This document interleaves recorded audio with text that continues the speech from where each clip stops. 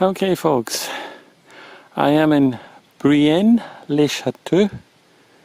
Hope I'm pronouncing that right. And when I went to the tourist information office to get my stamp, my Pilgrim's credential stamp, they asked me if I wanted to stay, and told me that they had specific pilgrim accommodation, and it was 10 euros a night. I said, oh sure, of course. I had already ridden 86 kilometers, so that was enough. And then she was telling me about the house and this and that, and there were 2 deers in front of the house. And then I remembered that I read about this place before I left the UK. And it's supposed to be haunted. Suppose it's a spooky house anyway. Very spooky. I've been inside already. Did some reconnaissance. And supposed to be a haunted house. So let's see. I have the place entirely for me. There's several bedrooms, several beds, but there's no one else but me here. I don't know what to think about that, if it's a good thing or a bad thing. But anyway, let me take you, it's a nice place. Let me take you on a tour. Okay, so it's near a forest. It's a little bit outside of town. The town is small. It's near a forest. I think the forest is on that side. And this is the house. It's an old building. It was totally closed. I mean, all the windows were closed, the curtains, everything. It was a bit smelly inside. So let me take you on a tour. If you do the Via Francigena as well. There is a kitchen here. And the kitchen's got a microwave, some kitchen utensils. I tried to open that window, but I couldn't. It might be locked for some reason.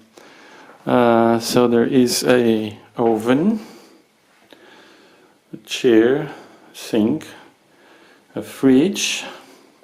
Thank you for emptying the fridge. Some paper, some information, and so on and so forth.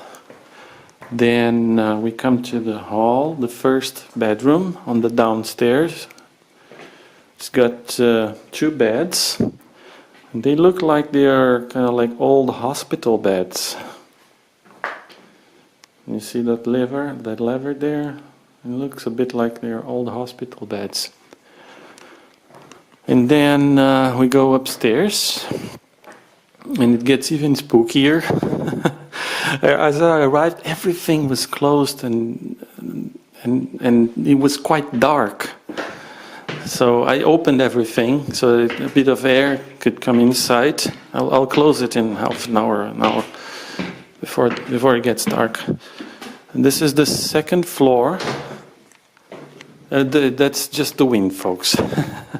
So there are 3 beds in here on the 2nd floor. And again, they all look like old hospital beds, except this one perhaps, I don't know. And there's a toilet here on the 2nd floor.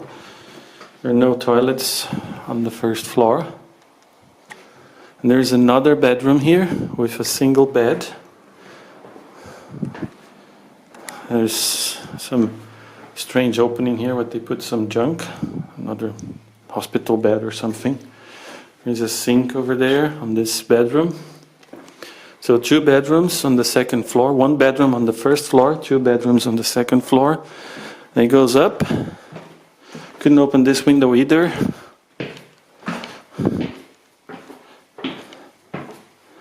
And that's where the bathroom is. There are no bedrooms on this 3rd floor, just the bathroom. And the bathroom... Sorry, I banged my head. I banged my head and accidentally turned off the camera, so recording again. So there's a bathtub. There is a sink with a window, and that's me, and messy hair, of course, been riding all day, what do you expect? And there's a window that was also shut when I arrived. So this is the 3rd floor, so you've got a bit of a view here, and it is really nice. It is really peaceful. I mean, I suspect that this is really quiet at night. So that's it. That's the 3rd floor. It's at the bathroom, and then I actually opened this, and this is even spookier because it's just the loft. You see, it's nothing here.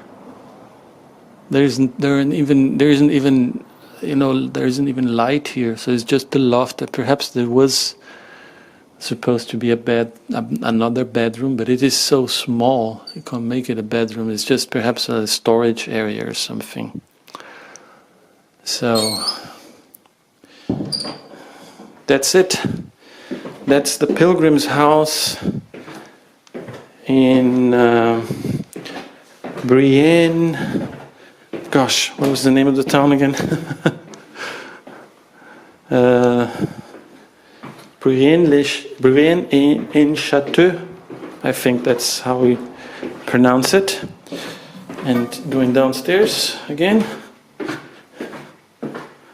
And this is back to the 1st floor. There's some information there. Now, if you see all these numbers here, all this information, there is one missing. Do you know which one it is? Ghostbusters. Take care, folks. I'll tell you tomorrow how the night was.